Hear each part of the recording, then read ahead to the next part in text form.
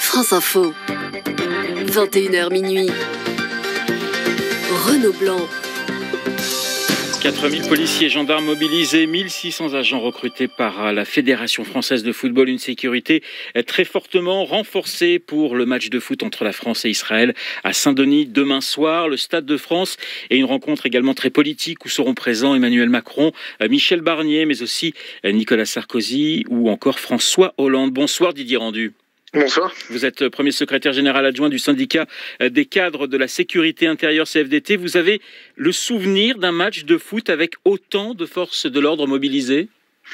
Alors oui, il y en a déjà eu. Mais là, on est somme toute dans un contexte très particulier.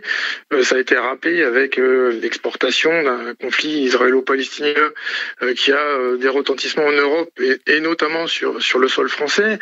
Avec aussi, et parce que c'est une date particulière, aujourd'hui, on commémore les 9 ans de l'attentat, les attentats du Stade de France, du Bataclan et des terrasses des bistrots du 10e et 11e arrondissement. Et forcément, ça a un impact, un retentissement particulier. On a en mémoire ce qui s'est passé la semaine dernière à Amsterdam en marge d'un match de football de la Ligue Europa qui opposait l'Ajax au Maccabi Tel Aviv avec des agressions de supporters israéliens, des actes antisémites qui ont été condamnés. Donc évidemment, ce contexte-là, on l'a parfaitement en tête, on en est conscient et effectivement le seuil de vigilance a été rehaussé de manière significative justement pour permettre à cette rencontre de se dérouler sous les meilleurs auspices. 2500 policiers et gendarmes autour du stade, 1500 environ dans les rues de la capitale, c'est-à-dire que vous serez sur le qui-vive dès le début de l'après-midi ? Nous serons exactement sur le qui-vive dès le début de l'après-midi. Nous serons là pour garantir et maintenir la paix comme nous le faisons tous les jours au quotidien. Il y a à l'issue des attentats il y a 9 ans un message que la France avait voulu passer, c'est-à-dire que il ne faut pas plier devant les extrêmes de tous bords et les menaces qui pèsent sur nous de par les organisations terroristes. Donc ne cédons pas à la peur. La fête doit continuer. C'était un peu le message qui avait été aussi véhiculé à l'occasion des Jeux Olympiques cet été, où justement nous avons organisé des Jeux Olympiques sans aucun problème de sécurité. Oui, mais là, le contexte, pardonnez-moi, le contexte est très différent. Qu'est-ce que vous craignez finalement le plus demain ?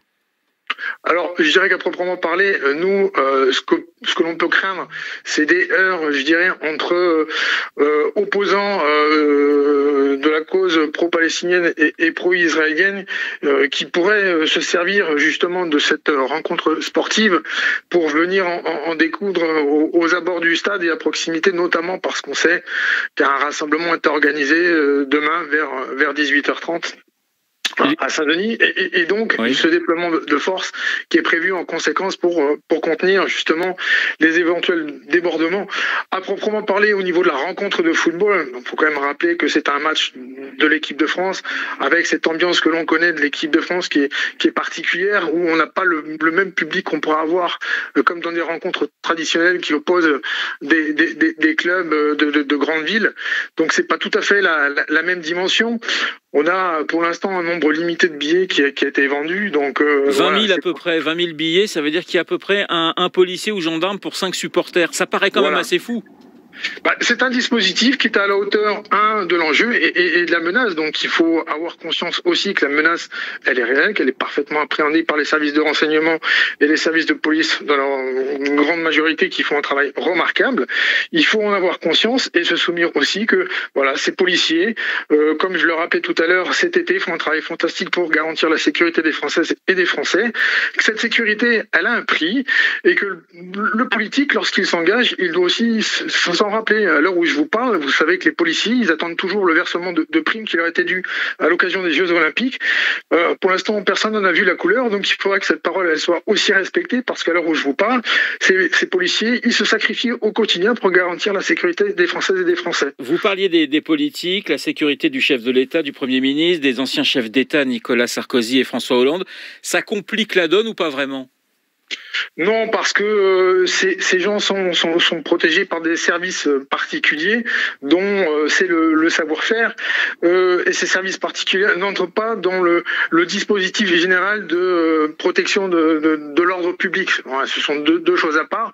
Le service de protection des personnalités, qui est un service très spécifique de notre ministère, et puis ceux qui ont l'habitude de gérer, je dirais, les mouvements de foule et éventuellement les débordements liés à ces rassemblements. Donc voilà, on est sur deux dispositifs bien identifiés, cadrés, mais qui sont complètement distincts les uns des autres. Alors bien sûr que la présence de personnalités, de politiques peut compliquer éventuellement la donne, parce que ça rajoute de la sensibilité à un événement qui est déjà en lui-même. Merci Didier Rendu d'avoir été l'invité de France Info. Je rappelle que vous êtes premier secrétaire général adjoint du syndicat des cadres de la sécurité intérieure, CFDT.